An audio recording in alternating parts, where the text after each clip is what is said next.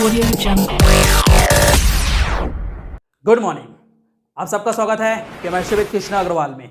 और आज के क्लास में हम पढ़ने वाले हैं बीएससी फाइनल ईयर में पूछे जाने वाले बहुत ही इंपॉर्टेंट क्वेश्चन केमिस्ट्री सब्जेक्ट का सेकेंड पेपर ऑर्गेनिक केमिस्ट्री। तो चलिए स्टार्ट करते हैं आज का क्लास। आज के क्लास में फर्स्ट यूनिट जो है आपका विषम चक्री यौगिक हेट्रोसाइक्लिक कंपाउंड में जो पूछे जा सकते हैं बहुत ही इंपॉर्टेंट क्वेश्चन वो हम देखते हैं। तो पहला क्वेश्चन है विषम चक्री यौगिक क्या है, उदाहरण देकर समझाइए। जो हेट्रोसाइक्लिक कंपाउंड होते हैं वो होते क्या हैं उसका एग्जाम्पल देके आपको समझाना होगा, ठीक है। उसी प्रकार सेकंड क्वेश्चन है फ्लोरीन की रचना तथा उसकी एरोमेटिसिटी कैरेक्टर जो होती है उसके बारे में आपको समझाना होगा। उसी प्रकार अगला क्वेश्चन है निम्न को कैसे प्राप्त करेंगे। आपके सामने में जो क्वेश्चन दिखाई दे रहा है, देखिए 4 से 5 क्वेश्चन हैं। इन 4-5 क्वेश्चन में किससे क्या प्रोडक्ट फॉर्म होगा उसको आपको बताना होगा समीकरण के माध्यम से, मतलब केमिकल रिएक्शन के माध्यम से आपको इसको समझाना होगा, ठीक है। उसी प्रकार अगला क्वेश्चन है पायरोल के क्षारकीय स्वभाव को समझाइए। तो पायरोल के क्षारकीय स्वभाव के साथ साथ आप उसके अम्लीय स्वभाव को भी अच्छे से तैयारी कर लीजिएगा, क्योंकि ये दोनों में से कोई एक क्वेश्चन पूछे जा सकते हैं, ठीक है। चलिए अगला क्वेश्चन है फिशर इंडोल संश्लेषण को समझाइए। जो फिशर इंडोल सिंथेसिस है उसको आपको समीकरण के माध्यम से समझाना होगा, ठीक। नेक्स्ट क्वेश्चन है थायोफिन की अनुनादी संरचना को समझाइए। इस प्रकार थायोफिन के साथ साथ जो आपके नाइट्रोजन के जो हेट्रोसाइक्लिक कंपाउंड होते हैं उसके 3-4 को भी आप, जैसे कि एग्जांपल के लिए अभी फ्यूरेन के बारे में भी देख सकते हैं, पायरोल के बारे में भी देख सकते हैं, पेरिडिन के बारे में भी देख सकते हैं। तो इन चीज़ों का भी आप अनुनादी संरचना का अच्छे से तैयारी कर लीजिएगा, ठीक है। अगला क्वेश्चन है पेरिडिन में न्यूक्लियोफिलिक तथा इलेक्ट्रोफिलिक सब्स्टिट्यूशन रिएक्शन को समझाइए। इस प्रकार इस यूनिट में आपको इतने क्वेश्चन दिखाई दे रहे हैं जो कि बहुत ही इंपॉर्टेंट है। चलिए अब स्टार्ट करते हैं इकाई सेकेंड, यूनिट सेकेंड में पहला जो इंपॉर्टेंट क्वेश्चन है ग्रेनाड अभिकर्मक की संरचना लिखिए। ग्रेनाड अभिकर्मक की इसमें संरचना बताना है और साथ ही साथ ये याद रखिएगा ग्रेनाड अभिकर्मक के द्वारा प्राथमिक, द्वितीयक, तृतीयक एल्कोहल बनाने की जो विधि है वो एग्जाम में हमेशा पूछा जाता है, उसको आप अच्छे से याद करके रखिएगा। साथ ही साथ इसमें एक चीज़ और इम्पॉर्टेंट है, ग्रेनाड अभिकर्मक का रासायनिक गुण, ग्रेनाड अभिकर्मक का बनाने की विधि, ये दोनों चीज़ इस क्वेश्चन में आप तैयारी करके रखिएगा, ठीक है। उसी प्रकार अगला क्वेश्चन है जो कि बहुत ही इंपॉर्टेंट क्वेश्चन है कार्ब लिथियम यौगिक की सहायता से निम्नलिखित कैसे बनाएंगे। तो कार्ब लिथियम यौगिक की सहायता से कोई भी कंपाउंड दे देगा, जैसे कि कीटोन दे देगा, प्राथमिक एल्कोहल, एमीन या थायो एल्कोहल दे देगा। इसको आपको बनाना है, जो आपके स्क्रीन में दिखाई दे रहा होगा उसको आप देखिए। साथ ही साथ कीटोन और एमीन कैसे बनाएंगे ऐसा स्पेशली क्वेश्चन पूछ देता है, उसको आप अच्छे से ध्यान दीजिएगा भाई। इसके बाद जो बहुत ही इंपॉर्टेंट नेमिंग रिएक्शन क्वेश्चन आता है रिफॉर्मेस्टिकी अभिक्रिया लिखिए। रिफॉर्मेस्टिकी अभिक्रिया होता क्या है, उसकी क्रिया विधि के माध्यम से आप इसको समझाइए कि ये रिएक्शन कैसे बनते हैं और इसे क्या प्राप्त किया जाता है। मैक्सिमम टाइम ये क्वेश्चन रिपीट किया जाता है, उसको आप अच्छे से ध्यान दीजिएगा। चलिए इस यूनिट का सबसे इम्पॉर्टेंट और बहुत ही रिपीटेड क्वेश्चन है क्लेजन संघनन की क्रिया विधि को समझाइए। क्लेजन संघनन होता क्या है, उसको बनाने की विधि क्या है, मतलब एथिल एसिटोएसीटेट कैसे बनाए जाते हैं। स्पेशली अगर कभी यही क्वेश्चन बोल देगा तो भी आप याद रखिएगा इस कंपाउंड को बनाने के लिए क्लेजन संघनन का उपयोग किया जाता है, ठीक है। क्लेजन संघनन हमेशा क्वेश्चन पूछा जाता है, क्रिया विधि के साथ याद कीजिएगा आप इसको। इसी में नेक्स्ट क्वेश्चन है इनोलेट क्या होते हैं। इनोलेट जो आयन होते हैं उसकी व्याख्या करना है, इस क्वेश्चन में पूछा जाता है। नेक्स्ट क्वेश्चन है बहुत ही इंपॉर्टेंट है इस यूनिट का अल्फा हाइड्रोजन परमाणु की अम्लीयता का वर्णन कीजिए। अल्फा हाइड्रोजन परमाणु होता क्या है, तो हम जानते हैं कि अल्फा कार्बन क्या होता है, कोई क्रियात्मक समूह है जिससे, या जो कोई क्रियात्मक समूह पहले कार्बन से जो जुड़ा होता है उसे अल्फा कार्बन कहते हैं। उसी प्रकार अल्फा कार्बन में जुड़ा हुआ हाइड्रोजन अल्फा हाइड्रोजन कहते हैं। उसकी अम्लीयता को आपको समझाना होगा, ठीक है।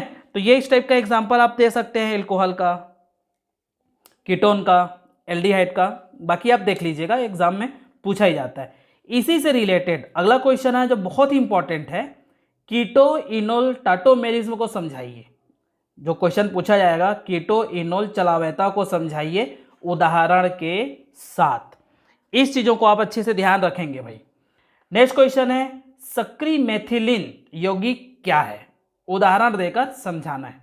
इसमें कभी कभी ये याद रखिएगा, इस क्वेश्चन में एग्जाम्पल दे देगा। एग्जाम्पल दे देगा कहने का मतलब ये है कि कभी सक्सेनिक एसिड दे देगा, एसीटोन दे देगा, एसिटोफिनोल दे देगा, या जनरली पूछा जाता है यूरेसिल को दे देगा, क्रोटोनोइक एसिड दे देगा, सिनेमिक एसिड दे देगा। तो इन चीज़ों को आप याद रखिएगा। इसी में एग्जाम्पल में सक्रिय मेथिलीन के जो यौगिक फॉर्म होते हैं उसको आपको बताना होगा डायग्राम के थ्रू, केमिकल रिएक्शन के थ्रू। ठीक है। इसके बाद आता है नेक्स्ट क्वेश्चन जो कि बहुत ही इंपॉर्टेंट है मेरे हिसाब से। ये क्वेश्चन भी रिपीटेड है। अगला क्वेश्चन जो हम लोग देख रहे हैं, इनामीन क्या है। इनामीन, इन और एमीन ऐसे कंपाउंड आप तो समझ गए होंगे जिसमें डबल बॉन्ड भी होता है और एमीन होता है, उसे इनामीन कहते हैं। ठीक है। तो इस प्रकार इस यूनिट में इतने क्वेश्चन हैं जो बहुत ज़्यादा पूछे जाते हैं, रिपीटेड क्वेश्चन होते हैं, उसको याद रखिएगा भाई। चलिए अब बढ़ते हैं next unit, unit number 3। Unit number 3 जो बना है आपका बायोमॉलिक्यूल से। तो बायोमॉलिक्यूल्स में आप जानते हैं कार्बोहाइड्रेट होता है, प्रोटीन होता है, वसा होते हैं। इन सब के बारे में आपको अच्छे से तैयारी करना है, कम से कम इंट्रोडक्शन आप अच्छे से कर लीजिएगा। उसके बावजूद भी कौन कौन से क्वेश्चन जो जनरली पूछे जा सकते हैं, जो संभावना होते हैं, उसमें फर्स्ट है कार्बोहाइड्रेट क्या होता है, उनका वर्गीकरण करना है और उदाहरण के साथ बताना है कि कार्बोहाइड्रेट की परिभाषा क्या होती है, उसके भौतिक गुण क्या होते हैं, उनके वर्गीकरण को किस टाइप से किया जाता है, उनमें पाए जाने वाले जो ग्लूकोज हैं, फ्रक्टोज हैं, उसके बारे में आपको अच्छे से समझाना होगा। ठीक है। चलिए आगे बढ़ें। अगला क्वेश्चन है किलियानी संश्लेषण को समझाइए। किलियानी संश्लेषण पूछा जाएगा या उसी को किलियानी फिशर संश्लेषण पर संक्षिप्त टिप्पणी लिखिए पूछेगा, उसको आपको बताना होगा। उसी में आपको एग्जाम्पल दे के बताना होगा 6 कार्बन वाले परमाणु या जनरली 5 कार्बन वाले परमाणु। तो इस प्रकार आपको उसमें एग्जाम्पल को इसी टाइप से आपको बनाना होगा। ठीक है। नेक्स्ट क्वेश्चन है आपका बहुत इंपॉर्टेंट है, निम्न को समझाइए। जैसे कि सामने में आपको दिया हुआ है, देखिए स्क्रीन को, ग्लूकोज का फ्रक्टोज में परिवर्तन या फ्रक्टोज का ग्लूकोज में परिवर्तन बेसिकली पूछा जाता है। आप इसको थोड़ा सा सरसरी तौर पे अच्छे से तैयारी करके रखेंगे तो ये मेरे हिसाब से क्वेश्चन अगर आता है तो छूटेगा नहीं। ठीक है। चलिए बढ़े। नेक्स्ट क्वेश्चन है ईपीमेराइजेशन क्या है, समझाइए। जो ईपीमेरीकरण होता है, जैसे कि ग्लूकोज से मेनोज कैसे प्राप्त करेंगे, इसी प्रोसेस से आप एग्जाम्पल में दे सकते हैं। उन चीज़ों को आपको बताना होगा एग्जाम्पल के माध्यम से। ठीक है। आगे बढ़ते हैं। बहुत ही इंपॉर्टेंट क्वेश्चन है, परिवर्ती ध्रुवण घूर्णन क्या है, संक्षेप में समझाइए। संक्षेप एग्जाम्पल देखिए भाई, हमेशा हर एक चीज़ में आपको एग्जाम्पल के माध्यम से, एग्जाम्पल का हेल्प लेते हुए ही आप उसको एक्सप्लेन करेंगे। ठीक है। इसी प्रकार अगला क्वेश्चन है आपका, ग्लूकोज की चक्रीय तथा खुली चेन संरचना की चर्चा कीजिए। जो ग्लूकोज के जो चेन है और जो उसका खुली संरचना है, ओपन संरचना है, उसके बारे में आपको थोड़ा सा एग्जाम्पल के बारे में बताना होगा, जैसे कि अल्फ़ा और बीटा होते क्या हैं। ठीक है। तो उस प्रकार आप इसको एग्जाम्पल में दे सकते हैं। चलिए बढ़ें। अगला क्वेश्चन है बहुत ही इंपॉर्टेंट क्वेश्चन है, ओसाजोन निर्माण की क्रियाविधि को लिखिए। जो ओसाजोन बनता है उसके बारे में आपको बताना होगा। ग्लूकोज में जो ओसाजोन बनाने की जो क्रियाविधि होती है ना, उसको आपको थोड़ा सा अच्छे से बताना होगा। ठीक है। अगला क्वेश्चन देखते हैं, एरिथ्रो तथा थ्रियो डाइस्टेरियो आइसोमर को समझाइए। ये एक प्रकार का नोमेनक्लेचर है जिसमें आपको बताना होगा कि दोनों के बारे में एग्जाम्पल दीजिएगा ताकि आपको पूरा नंबर इसमें मिल सके। ठीक है। इसी में देखते हैं अगला क्वेश्चन है, एमिनो एसिड बनाने की जो विधि हैं उसको आपको बताना है। कभी कभार स्पेशली पूछ देगा, इसी में याद रखिएगा, गैब्रियल थैलेमाइड संश्लेषण द्वारा अल्फा एमिनो अम्ल बनाने की विधि को उदाहरण के माध्यम से समझाइए। कभी कभी ये क्वेश्चन पूछ देता है, आप इसको अच्छे से थोड़ा सा तैयारी करके रख लीजिएगा। ठीक है। अगला क्वेश्चन देखते हैं, एमिनो अम्ल क्या है, उनका वर्गीकरण कीजिए। नामकरण को तो आप अच्छे से देख ही लेंगे, जैसे कि वर्गीकरण जानते हैं आप, न्यूट्रल होता है, एसिडिक होता है, बेसिक होता है, ये एग्जाम में पूछा ही जाता है। साथ ही साथ आप एक चीज़ को और याद रखिएगा, ज्यूटर आयन जो एमिनो एसिड में बेसिकली हर बार रिपीट किया जाता है, ज्यूटर आयन पर टिप्पणी लिखना है, ठीक है। या आइसोइलेक्ट्रिक पॉइंट किसे कहते हैं, ये दोनों क्वेश्चन लगभग सिमिलर हैं, आप इसको देख लीजिएगा, एग्जाम में रिपीटेड क्वेश्चन है। चलिए इस यूनिट का और बहुत ही महत्वपूर्ण क्वेश्चन है, पेप्टाइड बंध कैसे बनता है। जो पेप्टाइड बंध है वो बनता कैसे है उसके बारे में आपको बताना होगा, उसके संश्लेषण में कुछ शॉर्ट टिप्पणी लिखने के लिए बोला जाता है, उसको आप देख लीजिएगा, ठीक है। अगला क्वेश्चन देखते हैं, इसी में प्रोटीन में जो विकृतीकरण पाई जाती है उसको समझाना है। इसी में याद रखिएगा ना, प्रोटीन की जो संरचना होती है ना, मतलब secondary protein, tertiary protein, primary protein, इनके बारे में थोड़ा सा आप इसको अच्छे से तैयारी करके रखिएगा, इसी में से इस क्वेश्चन को आप दे सकते हैं, ठीक है। अगला क्वेश्चन है, न्यूक्लिक अम्ल पर संक्षिप्त टिप्पणी लिखिए। जो न्यूक्लिक एसिड हमारे पास हैं, जैसे कि बेस से शुगर, फास्फोरिक एसिड, इन चीज़ों को आप थोड़ा सा अच्छे से याद रखिएगा, जो आपको अगला क्वेश्चन जो है डीएनए आरएनए में वो आपको मदद करेगा, ठीक है। चलिए बढ़ते हैं नेक्स्ट क्वेश्चन में, डीएनए तथा आरएनए की संरचना को समझाइए। डीएनए और आरएनए की जो संरचना है उसको समझाना है। साथ ही साथ एक चीज़ को और याद रखिएगा, डीएनए के जो हेलिकल स्ट्रक्चर होता है, जो डबल हेलिकल स्ट्रक्चर होते हैं ना, उसको आप तैयारी करिएगा, ये क्वेश्चन लगभग पूछे ही जाते हैं एग्जाम में, ठीक है जी। चलिए इस प्रकार यूनिट नंबर 3 में इतने ही क्वेश्चन थे जिसको आपको प्रिपरेशन करना है। अब हम बढ़ते हैं यूनिट नंबर 4। यूनिट नंबर 4 भी 2 पार्ट्स में बना हुआ है, जैसे कि आपका पहला जो पार्ट्स है वो पॉलीमर से है। तो पॉलीमर इंपॉर्टेंट चीज़ याद रखिएगा ना, जो सिंथेटिक पॉलीमर हैं उसमें बहुलीकरण किसे कहते हैं, ये आप याद रखिएगा। साथ ही साथ जो उसके योगात्मक बहुलीकरण की व्याख्या कीजिए। पहला क्वेश्चन जो हमारा बहुत इंपॉर्टेंट है, इसको याद रखेंगे विथ एग्जाम्पल, ठीक है। योगात्मक जो बहुलीकरण है उसको एग्जाम्पल के साथ अच्छे से प्रिपरेशन करके रखिएगा भाई। साथ ही साथ इसी में जिगलर नाटा उत्प्रेरक क्या है, इनका उपयोग और बहुलीकरण विधि को समझाना है। जो जिगलर नाटा से हम जो तैयार करते हैं ना, उसको याद रखना है। इसके बाद जो बहुलीकरण है, प्राकृतिक और संश्लेषित रबर से आप क्या समझते हैं, हमेशा पूछा जाता है। इसके साथ ही साथ नियोप्रीन बहुलक का मोनोमर क्या होता है, इसको आप अच्छे से याद कर लीजिएगा, क्योंकि ये रबड़ वाले चैप्टर से है, आना ही आना है क्वेश्चन। नेक्स्ट क्वेश्चन है, संघनन बहुलीकरण को उदाहरण सहित समझाना है। जितने भी संघनन बहुलीकरण हैं उसको आप उदाहरण के माध्यम से समझाइए। नेक्स्ट क्वेश्चन है, टिप्पणी लिखिए। तो टिप्पणी लिखिए में देखिए आपके सामने में कुछ स्क्रीन में क्वेश्चन दिखाई दे रहे होंगे, जैसे कि पॉलीएस्टर है आपके सामने में, पॉलीअमाइड है आपके सामने में, साथ ही साथ टेफ्लॉन है, एपॉक्सी रेजिन है, ग्लिप्टेल है।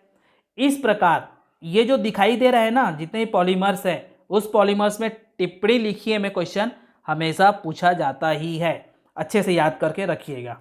नेक्स्ट क्वेश्चन है आपका, बेकेलाइट पर टिप्पणी लिखिए। जैसे कि मैं टिप्पणी वाले में बोला हूँ ना, तो बेकेलाइट को भी आप देख ही लीजिएगा। साथ ही साथ बेकेलाइट को फिनॉल से कैसे प्राप्त करते हैं ये पूछा जाता है। साथ ही साथ उसमें टेरिलिन को भी याद रख लीजिएगा, डेक्रॉन पर टिप्पणी लिखिए पूछ देता है, ठीक है भाई। तो इन चीज़ों को थोड़ा सा अच्छे से याद करना है आपको। अब आते हैं हम लोग रंजक में, डाइस में। तो डाइस क्या होते हैं, पहला क्वेश्चन बहुत इंपॉर्टेंट है। इसी में अब याद रखिएगा, आपके सामने में देखिए स्क्रीन में छोटे छोटे क्वेश्चन है, शॉर्ट नोट्स बनाना है आपको।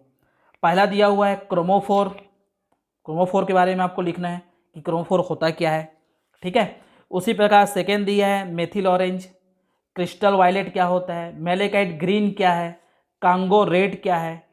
आपके सामने में देखिए स्क्रीन में जो दिखाई दे रहे हैं ना डाइस, उन चीज़ों को आप अच्छे से तैयारी करके रखेंगे भाई। अगला है एलिजारिन और फिनोल्फ्थालीन। ये आपके सामने में जो शॉर्ट नोट्स में जो डाइस है उसको आप भूलना नहीं है, ठीक है। इंडिगो रंजक को भी आप साथ ही साथ तैयारी कर लेंगे, ये पूछा जाता है, ठीक है। उसी में देखिए शॉर्ट नोट्स में और आपका दिया हुआ है जो बाथोक्रोमिक इफेक्ट होता है और हिप्सोक्रोमिक इफेक्ट होता है, इसको भी आप याद रखिएगा, जो विस्थापन में ये पूछा ही जाता है, ठीक है। तो इस प्रकार यूनिट नंबर 4 में आपका पॉलीमर और डाइस ये दोनों को लेके क्वेश्चन बनाता है, आपको अच्छे से इसका प्रिपरेशन करके रखना है, ठीक है। नेक्स्ट जो यूनिट है आपका वो स्पेक्ट्रोस्कोपी के ऊपर बेस्ड है, जिसमें आपको यूवी जो स्पेक्ट्रोस्कोपी है उसको पढ़ना है, आईआर है उसको पढ़ना है। ठीक है, चलिए बढ़ें। इसमें हम लोग जो क्वेश्चन है, जो इम्पोर्टेंट क्वेश्चन है वो है सबसे पहला, आईआर स्पेक्ट्रोस्कोपी के फिंगरप्रिंट जो क्षेत्र है उसकी संरचना को देखना है, उसका निर्धारण करना है। ठीक है, इसको आप अच्छे से पढ़ लीजिएगा। साथ ही साथ देखिए आपके सामने में कुछ शॉर्ट नोट्स क्वेश्चन आ सकते हैं, जैसे कि सबसे पहले जो अभी आपको बताया मैं, हाइपोक्रोमिक शिफ्टिंग क्या होता है, बाथोक्रोमिक शिफ्टिंग क्या होते हैं, जो एब्जॉर्प्शन स्पेक्ट्रम क्या होते हैं उसको आप पढ़ लीजिएगा, प्रकाश और शोषण के नियम क्या है उसको भी पढ़ लीजिएगा। इसी में बियर्ड लैम्बर्ट नियम को भी आप ध्यान से देखेंगे भाई। ठीक है, चलिए आगे बढ़ें। इसी में क्रोमोफोर और ऑक्सोक्रोम ये आपके शॉर्ट नोट्स में पूछा जाता है। ठीक है, अब आता है बड़ा क्वेश्चन कुछ, परावैंगनी स्पेक्ट्रोस्कोपी में विभिन्न इलेक्ट्रॉनिक संक्रमणों को समझाइए। ये कुछ बड़े क्वेश्चन में पूछे जाते हैं जो परावैंगनी हैं। ठीक है, परावैंगनी जो स्पेक्ट्रोस्कोपी है उसमें जो ट्रांजिशन पाया जाता है, जैसे कि हम जानते हैं सिग्मा सिग्मा स्टार होता है, एन सिग्मा स्टार होता है, एन पाई स्टार होता है। इन चीज़ों को आप प्रैक्टिस कीजिएगा भाई। ठीक है, नेक्स्ट क्वेश्चन है बहुत ही इंपॉर्टेंट है, परावैंगनी स्पेक्ट्रोस्कोपी के अनुप्रयोग लिखिए। परावैंगनी जो स्पेक्ट्रोस्कोपी है ना उसके अनुप्रयोग को साथ ही साथ याद करना है। ठीक है, नेक्स्ट क्वेश्चन देखें। चलिए नेक्स्ट क्वेश्चन है, वुडवर्ड फिजन नियम को समझाइए। जैसे कि हम जानते हैं जो कंजुगेटेड डाई इन होते हैं जिसमें अल्टरनेट डबल सिंगल बॉन्ड पाए जाते हैं, उसमें वुडवर्ड फिजन जो नियम है वो कैसे करके उसका कैलकुलेशन किया जाता है, कुछ मैथमेटिकल ट्रीटमेंट आता है इसमें क्वेश्चन में, उसको याद करके रखिएगा। ठीक है, अब हम बढ़ें आगे। अगला है बहुत इंपॉर्टेंट है जो हम लोग अभी देखे हैं, आईआर स्पेक्ट्रोस्कोपी में फिंगरप्रिंट जो क्षेत्र का महत्व है उसको तो समझाना ही है, उसके साथ ही साथ जो उसकी फ्रीक्वेंसी है, कुछ क्वेश्चन दिए रहेंगे जैसे कि आपको एल्कोहल दे देगा, एस्टर दे देगा या कुछ उसका डेरिवेटिव दे देंगे, उसमें जो क्षेत्र होता है, जो उसके जोन है, ठीक है, उसकी तीव्रता है, उसको याद करना है और उसको बताना होगा। ये क्वेश्चन पूछा जाता है। नेक्स्ट क्वेश्चन है, तनन तथा बंकन कंपनों को समझाना है आपको। तनन और बंकन जो कंपन होते हैं वो एक्चुअल में होते क्या हैं उसको आपको बताना होगा। ठीक है, अगला क्वेश्चन जो मैक्सिमम टाइम पूछा गया है, हुक नियम को समझाइए। जो हुक के नियम होते हैं ना एक्चुअल में क्या है, फार्मूलेटेड है, आप तो जानते हैं फ्रीक्वेंसी के ऊपर बल नियतांक का हम लोग क्या करते हैं, समानुपाती जो फार्मूला तैयार करते हैं उसको आपको इसको थ्योरी के माध्यम से समझाना होगा। ठीक है जी, अगला देखिए शॉर्ट नोट्स आता है आपका एनएमआर स्पेक्ट्रोस्कोपी से। तो एनएमआर स्पेक्ट्रोस्कोपी जब हम देखते हैं तो इसमें फर्स्ट जो है आपका युग्मन स्थिरांक है। देखिए आपके स्क्रीन में है, उसको आपको पढ़ना है, शॉर्ट नोट्स में पूछा जाता है। परिरक्षण एवं विपरीक्षण प्रभाव क्या होता है, रासायनिक विस्थापन क्या होते हैं, इन चीज़ों को आपको अच्छे से समझना होगा। ठीक है, कुछ उसमें दिए हुए हैं, देखिए कुछ क्वेश्चंस और हैं आपके सामने में, जैसे कि टीएमएस जानते हैं हम लोग, कभी कभी इसका शॉर्ट फॉर्म पूछ देते हैं भाई, याद रखिएगा। टेट्रामेथिलसिलेन जो होते हैं ना उसका फुल फॉर्म बताइए करके पूछ देता है। तो ये हो गया आपका शॉर्ट नोट्स में। अगला जो शॉर्ट नोट्स में जब जनरली पूछा जाता है वो है आपका एचएनएमआर क्या है, या एनएमआर स्पेक्ट्रोस्कोपी के सिद्धांत को समझाइए। ठीक, तो इन चीज़ों को याद रखिएगा। साथ ही साथ देखिए आपकी स्क्रीन में दिया हुआ है, बहुत ही इंपॉर्टेंट चीज़ है, एमआरआई पर टिप्पणी लिखिए। ठीक है, जो मैग्नेटिक रेजोनेंस इमेजिन होता है ना उसके बारे में आपको समझाना होगा। ठीक है, आगे बढ़ें। अगला है सिग्नलों के विपाटन को नियंत्रित करने वाले जो नियम हैं उनको आपको समझाना है। जो सिग्नल्स हैं उसके जो स्प्लिटिंग होती है उसको कौन कौन नियंत्रित कर सकता है उसको आपको समझाना होगा। ठीक है, अगला है और बहुत ही इंपॉर्टेंट है, इस यूनिट का लास्ट क्वेश्चन है, कुछ न्यूमेरिकल हैं। निम्नलिखित यौगिकों के पीएमआर स्पेक्ट्रम की व्याख्या कीजिए। जैसे कि आपके सामने में देखिए दिया हुआ है 3 अलग अलग कंपाउंड, एथिल अल्कोहल दिया है, एथिल ब्रोमाइड दिया हुआ है, 1,1,2 डाइब्रोमो एथेन दिया हुआ है। तो इनके पीएमआर स्पेक्ट्रम को आपको समझाना होगा। ठीक है, तो इसी प्रकार ये आपका यूनिट 5 खत्म होता है। आप अपने एग्जाम के लिए इसके साथ ही साथ एक्स्ट्रा भी तैयारी कीजिएगा, जो आपके फायदे के लिए बहुत ही अच्छा साबित हो सकता है ये इंपॉर्टेंट क्वेश्चन। ठीक है, चलिए ऑल द बेस्ट।